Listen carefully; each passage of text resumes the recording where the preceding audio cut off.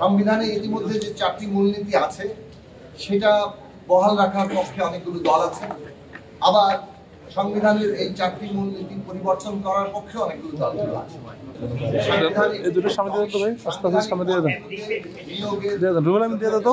Commission কিংবা committee সেই সব প্রশ্নে আলোচনা ইতিমধ্যে হয়েছে। মূলনীতি বিষয়ে এখন পর্যন্ত কোনো ঐকমত্য হয়নি। আমরা যে প্রস্তাব রেখেছিলাম যে আজকে আমাদের দিক থেকে আমাদের মতামতটা ছিল যে সংবিধানে ইতিমধ্যে যে 4টি মূলনীতি আছে সেটা বহাল রাখার পক্ষে অনেকগুলো দল আছে, আবার সংবিধানের এই 4টি মূলনীতি পরিবর্তন করার পক্ষে অনেকগুলো দল আছে। কিন্তু এ বিষয়ে যেহেতু কোনো ঐকমত্য হয়নি, একটা নতুন প্রস্তাব আছে যে সংবিধানে মূলনীতিতে কি অবশ্যই উল্লেখ থাকতে হবে। সেই ক্ষেত্রে 5টি প্রস্তাব আছে, আমরা সেটাকে সমর্থন করেছি। 1971 সালের আমাদের যে মুক্তিযুদ্ধ, সেই মুক্তিযুদ্ধের যে ঐক্যের ভিত্তি ছিল মানবিক মর্যাদা, সামাজিক সুবিচার, এই 3টি প্রশ্ন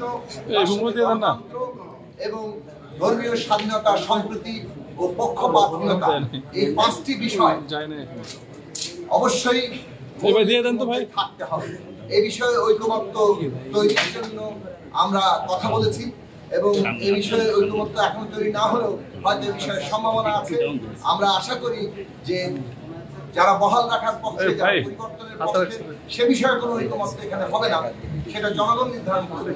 কিন্তু ভবিষ্যতে অন্তত এই 5টি বিষয় সংবিধানে থাকতে হবে, এইরকম একটি ঐকমত্য তৈরি হবে, সেটা আমরা প্রত্যাশা করি। আবারও বলি, সাম্য, মানবিক মর্যাদা, সামাজিক সুবিচার, গণতন্ত্র এবং ধর্মীয় স্বাধীনতা, সম্প্রীতি ও পক্ষপাতহীনতা। এরপরে আলোচনা শুরু হয়েছে প্রধানমন্ত্রীর কত বছর ক্ষমতায় থাকতে পারবে না।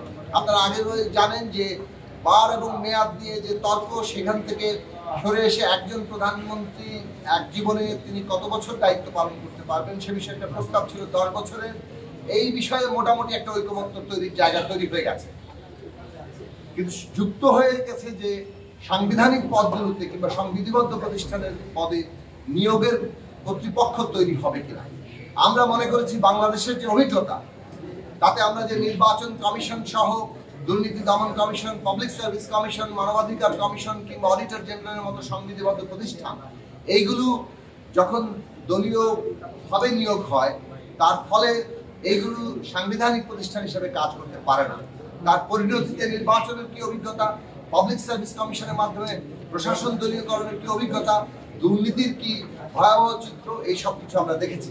কাজে বাংলাদেশের অভিজ্ঞতার জায়গা থেকে আমাদের দীর্ঘদিনের লড়াই যে এইখানে অবশ্যই সাংবিধানিক পদগুলোতে নিয়োগের এমন একটা কর্তৃপক্ষ তৈরি করা দরকার, এমন একটা কমিটি তৈরি করা দরকার যেখানে সরকারি দল, বিরোধী দল এবং বিচার বিভাগ এর প্রতিনিধিত্ব থাকবে। সেই ক্ষেত্রে পরিবর্তিত যে প্রস্তাব এসেছে সাংবিধানিক পদে নিয়োগের কমিটি এই নামে, অর্থাৎ এলসিসি এখন আর প্রস্তাবে নেই। এখন প্রস্তাব আছে সাংবিধানিক পদ ও সাংবিধানিক ও সংবিধিবদ্ধ প্রতিষ্ঠানের পদে নিয়োগের কমিটি, এবং সেখানে 7 জনের একটা কাঠামো তৈরি করা হয়েছে। আমরা বলেছি প্রয়োজনে কাঠামো সরল করা যেতে পারে, এমনকি কোন কোন প্রতিষ্ঠানে নিয়োগ হবে সেগুলো সুনির্দিষ্ট করা যেতে পারে, যেমন আমরা প্রাথমিক প্রতিষ্ঠানের কথা বলেছি।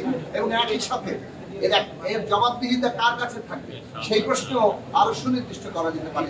কিন্তু এই সাংবিধানিক পদ ও সংবিধিবদ্ধ প্রতিষ্ঠানের পদে নিয়োগের ক্ষেত্রে অবশ্যই নিয়োগের একটি কমিটি, যেখানে সরকারি দল, বিরোধী দল এবং অন্যান্য প্রতিনিধিত্ব থাকবে, এইরকম একটি কমিটি করা দরকার। এই বিষয়ে আলোচনা এখন মধ্যাহ্নবিরতির জন্য স্থগিত হয়েছে। এরপরে আবারও আলোচনা হবে এবং আমরা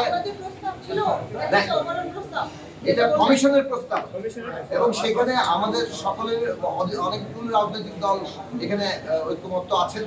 আমরা বলেছি যে এই বিষয়ে যদি এখনো কোনো সিদ্ধান্ত না হয়, আরো অধিকতর আলাপ আলোচনা করে রাজনৈতিক দলগুলো নিজস্ব পারস্পরিক আলোচনা করবে, নিজস্ব দলীয় ফোরামে আলোচনা করবে, কমিশনে আলোচনা করবে, তার মধ্য দিয়ে যাতে অন্তত এইরকম একটি অতীব গুরুত্বপূর্ণ প্রশ্ন, যেটা আমাদের সাংবিধানিক এই গণতান্ত্রিক পুনর্দর্শনের ক্ষেত্রে একটা ক্ষমতার ভারসাম্য জবাবদিহির জন্য জরুরি, সেই বিষয়ে আমাদের সিদ্ধান্ত নিতে হবে।